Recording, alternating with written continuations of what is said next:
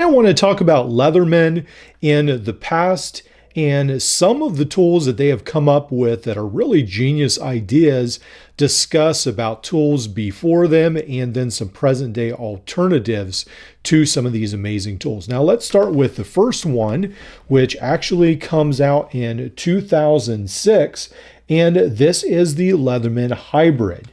Can now see that on the screen. Now, I do not have a Leatherman Hybrid because they are essentially always over $200. I think maybe I just recently saw the Hybrid or the Vista, which we'll talk about next.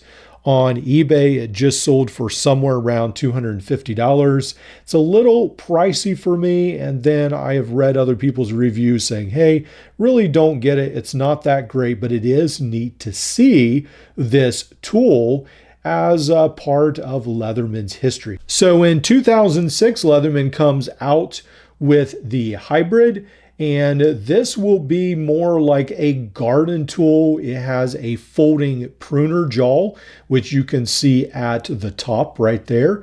It looks like it has a little lock that locks into place. It does have a saw, and then it has a combination tool, and this tool will have a flathead screwdriver rather, a cap lifter, and a sprinkler tool implement.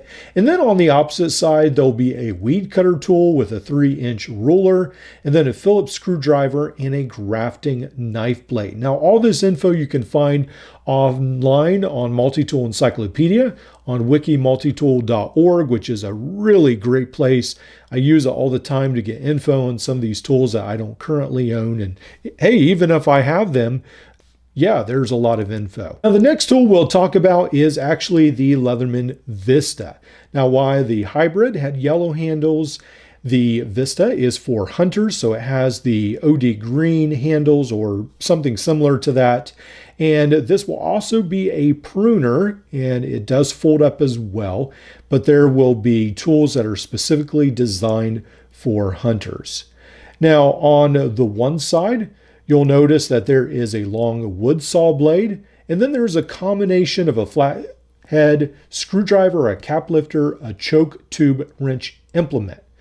Now, on the other side, you will see a large awl, and then there's a Phillips screwdriver, a knife blade, and it will be a combo blade right there. So this is another tool that definitely goes away from what we have come to expect from Leatherman. Now, in 2007, Leatherman comes out with the Genus, and this is a very different tool in that it does not fold up.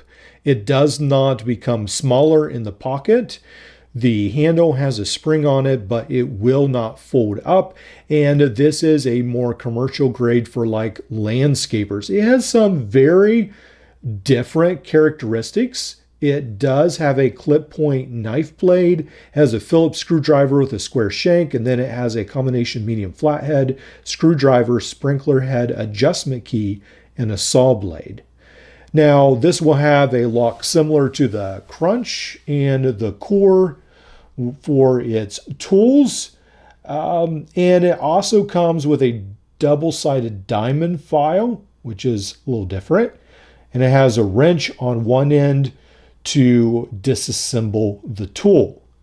So the upper blade is removable and replaceable for the Genus. Right there, it really reminds me almost of, I think, Milwaukee, or one of the companies has like a PVC cutter with a replaceable blade, and that's what this actually reminds me of, something a little bit similar to that actually. Very different tool, very unique. Again, wow, I wish Leatherman would bring these back. Now, these all disappeared in 2010. I'm not sure why, but this one only lasted for 3 years. The others lasted for 4 years, and then poof, in 2010, they were no more. That brings us to today, and the first tool I want to talk about is this tool, which is a blast from the past. This tool I recently got on eBay for just a little over $100, and this is also a pruning tool. This is sort of the theme tonight, but this one was made somewhere around the 1940s. Now, people will talk about this as being a World War II tool, but the only reason it's a World War II tool, well, it's not really, but it was contemporary with World War II. Now, this is made by George Ibberson and a company, and this will be called the Double Sharp.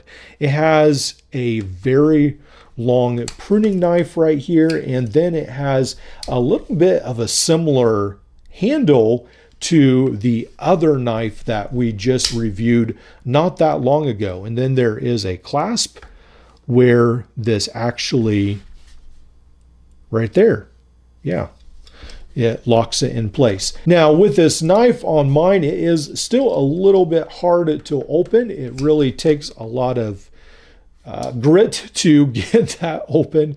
It definitely needs a good cleaning. I don't know. I guess there you go. It says Double Sharp right there. Really cool, unique tool, and I was really fascinated by this. Yeah, just these older tools right here that came way before Leatherman. I'm just amazed at how clever they were and how compact. I think that's one of the things that surprises me. Today we have a lot of tools that are made, but take a look at this compared to the Leatherman Arc. I mean, this is a pruner in a very small package with wood scales. Yeah, it's a pretty compact little tool. I think it's pretty neat. Now, not only do we have this from the 1940s, but another tool that I picked up is actually this one right here. This is a modern day version of a multi-tool of sorts. And this one is sort of cool because you can use this. There we go. Push down the spring, and then you have a knife, sort of a standalone knife. You put this in here, snap that spring, and then you're back to a set of scissors. Let's go ahead, bring some paracord over. I haven't even tried these out. These may be awful scissors. I don't even know if they work. No, yeah, they're sharp. Yikes. Okay, so those scissors actually work really good. A little scary how sharp they are. It does have this little screwdriver here on the bottom. This, I guess, is made from some type of steel. These almost feel like aluminum. And if you look closer, these are like serrated. This is like a serrated knife edge. Yeah, that's a little scary. This is a very long tool at, let's measure this out, 10 inches or around 16 centimeters long. One of the other functions of this tool that I totally looked over is this is a pillar right here. Wow. Yeah, so this is a pillar supposedly for like apples. And then these are actually called chicken bone scissors, which is even a little bit more terrifying. There is this edge right here for something culinary. I'm not sure exactly what all this does. There are some pictures that try to help show you what these are for. And then I guess this here at the end that I called a screwdriver is actually a pry tool for like mussels or oysters or yeah, something, clams. I don't know, but you've got your little multi-tool right here that to me almost looks like an assassin's tool. Yeah, it's a little terrifying. I like some of these sort of weird tools, so I thought, yeah, I've got to pick that up, especially when, yeah, you've got a pretty fierce looking knife and then it turns into a pair of scissors very, very quickly. Sort of cool. Let me know what you guys think of all these weird tools. But getting back to Leatherman, I really wish Leatherman would actually make some of these tools that are a little bit more off the wall. I know they have done some stuff with the Garage series, but I do miss when Leatherman made some really cool, innovative things, even if it's for a couple years. I really hope that Leatherman and Gerber get back to their roots, innovate, and add some really cool tools to the multi-tool world.